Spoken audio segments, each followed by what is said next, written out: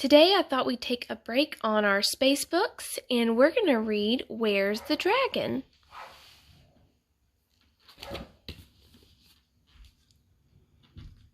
Okay.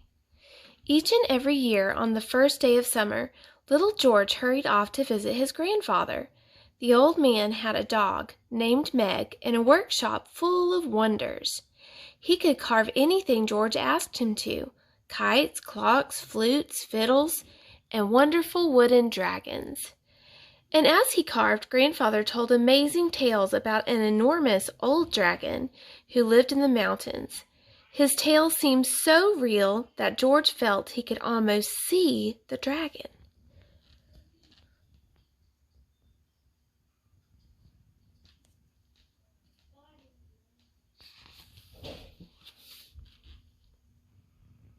But this year, as Grandfather finished his tales, George asked, "Do you think perhaps I'm too old to believe in dragons?" "Seeing is believing," cried Grandfather. "It's time I took you on a dragon hunt." He asked George to carry all sorts of strange things down to his boat: a telescope, an umbrella, a magnifying glass, and an ancient yellow map.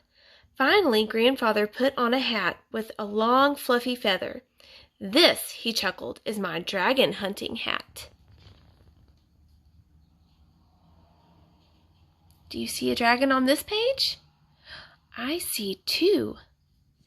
There's one in the rocks. There's one in the tree.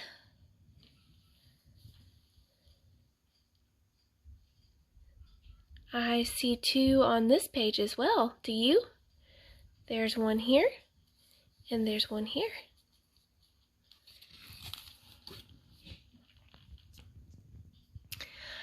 Off they sailed to hunt for the dragon. George was so full of questions, it was a wonder he didn't burst. "Is he a big dragon?" asked George. "As big as the sky," roared Grandfather. "He must be easy to see," said George. "No, no, not at all," said Grandfather. "To see a dragon, you must hunt high and low, and always believe hard enough." Do you see the face in the waterfall? I see another one, do you? Right here in the water, there's its nose and its eye. That looks like that might be another one. And there's a face here.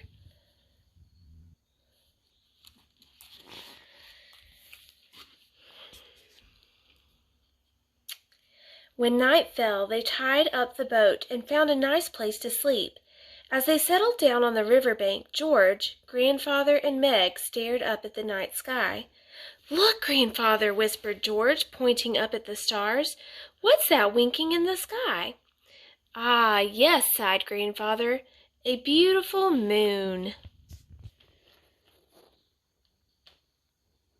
Here's a face. Was that really a moon? It's the eye to a dragon. There's his mouth. There's his nose, his eyes, and his hair. They all slept well. They all dreamed of dragons, and Meg snored so loudly that the ground seemed to shake and shudder. Do you see the dragon in this picture? Here's its claws and its legs and its belly.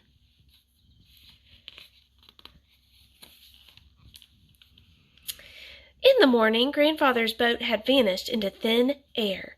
Was it the dragon? George wondered. Not at all, grumbled Grandfather, who was a little nearsighted. Dragons always leave footprints. Do you see the footprint? Right here. Do you see another dragon in this picture?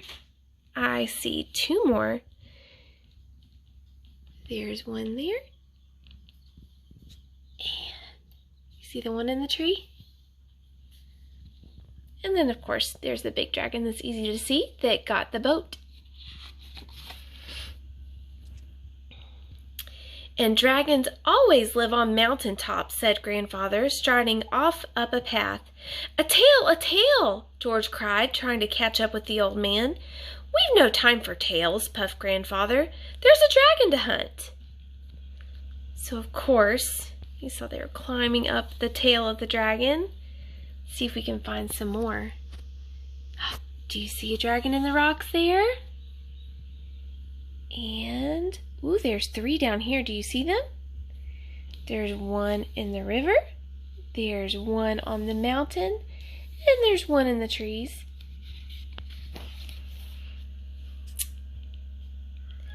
"Do dragons breathe fire?" panted George. "Not at all," wheezed Grandfather, taking off his dragon hunting hat and mopping his brow. "My, but it's hot today." "I see a dragon here. You see him? I see a dragon here. There's a dragon here.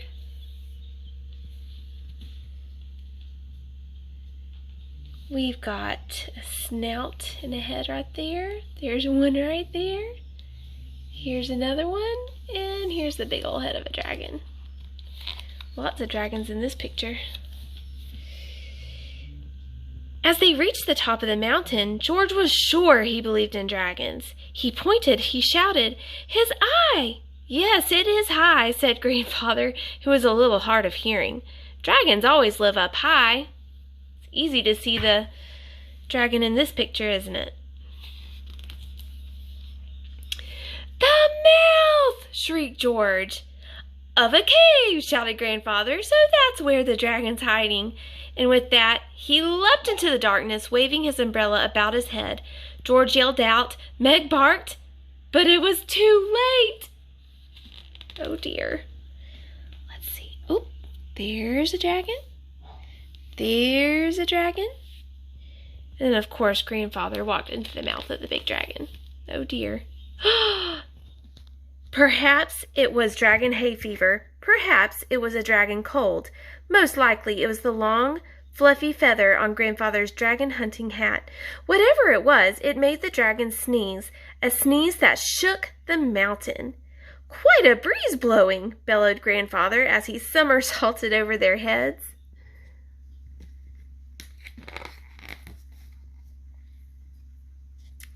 The dragon hunt was over. "Next year we'll hunt higher and lower and believe even harder," cried Grandfather. "Then we're sure to see the dragon." "Of course," chuckled George, holding Grandfather's hand and winking at Meg. "After all, seeing is believing." How many hidden dragons did you find in this book? The answer is in Grandfather's house, which we didn't keep track of how many. Let's see if we can find some more. There's one right there. Let's see. There's one, and there's one. So, of course, did Grandfather ever see a dragon? No. But did George see dragons? Yeah, he saw lots of dragons. So that is our story today. Where's the dragon?